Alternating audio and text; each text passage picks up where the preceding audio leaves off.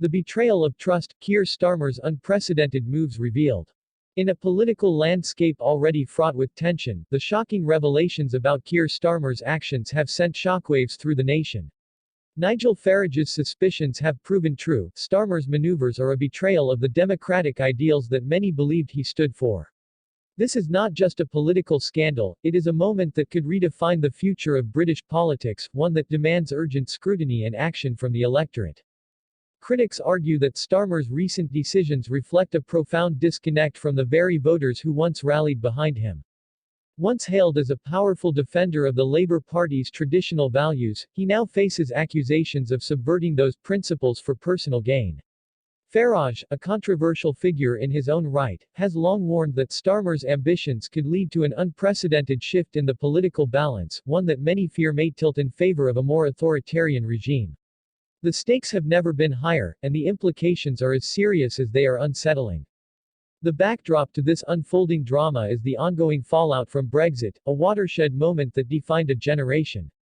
Starmer's apparent willingness to compromise on key issues, including workers' rights and national sovereignty, raises alarm bells.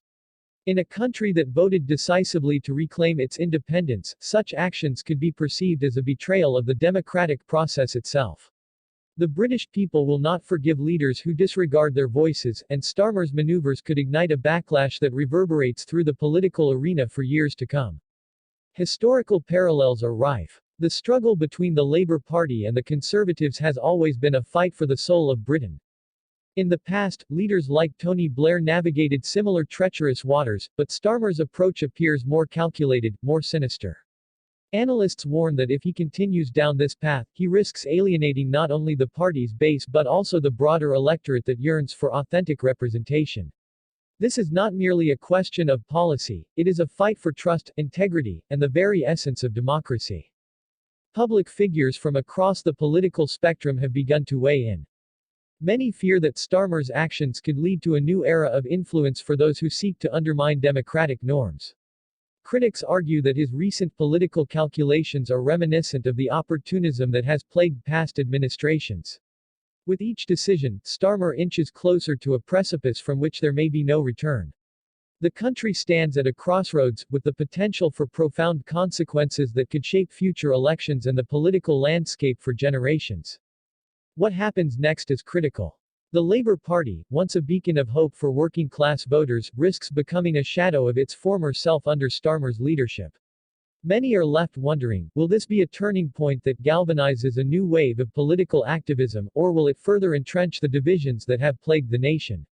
As tensions rise, the call for accountability becomes ever more urgent. This moment is a rallying cry for the British people to reclaim their voice. The message is clear, those in power must be held accountable for their actions. This is a fight not just for today, but for the future of the nation. Each citizen must recognize their role in this political struggle, for the implications of Starmer's choices extend far beyond party lines. As we stand on the brink of what could be a monumental shift in our political narrative, it is crucial for readers to engage, to discuss, and to act. Join the movement that seeks to hold leaders accountable. Like, subscribe, and become part of a community dedicated to preserving the integrity of our democracy. Together, we can ensure that our voices are not drowned out in the chaos of political maneuvering. This is not just a moment, it is a defining struggle for the heart and soul of Britain.